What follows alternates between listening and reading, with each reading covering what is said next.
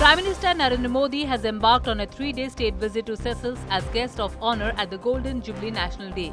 He is scheduled to hold talks with President Patrick Herman and review bilateral cooperation and regional issues. US Secretary of State Marco Rubio praised Prime Minister Narendra Modi's leadership, noting India's economic progress and growing global role.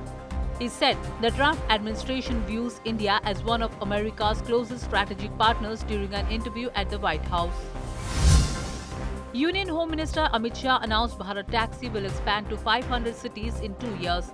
Launched as a cooperative ride-hailing platform, it aims to ensure fair mobility by making drivers, called Sarathis, direct stakeholders in the initiative. Union Education Minister Dharmendra Pradhan welcomed a letter of intent between IIT Bombay and SUNY Old Westbury.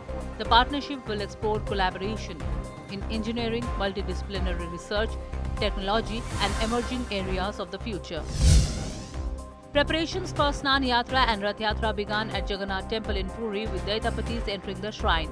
On Jyeshtha Shukla Trayodasi, they assumed traditional responsibilities of service and protection of the deities, marking the start of rituals.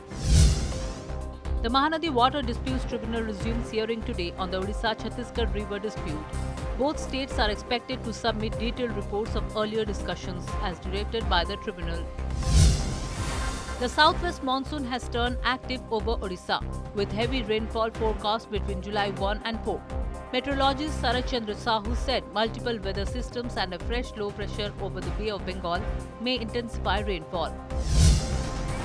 Union Commerce Minister Piyush Goyal launched a practical manual for the India-UK Comprehensive Economic and Trade Agreement in London.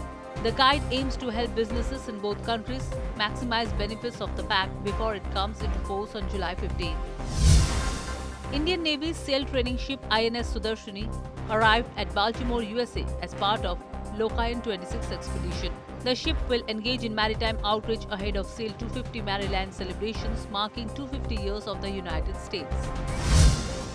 India defeated Pakistan 7-1 in the FIH Men's Pro League at London's Lee Valley Centre. Abu Bakar scored first for Pakistan, but India dominated thereafter.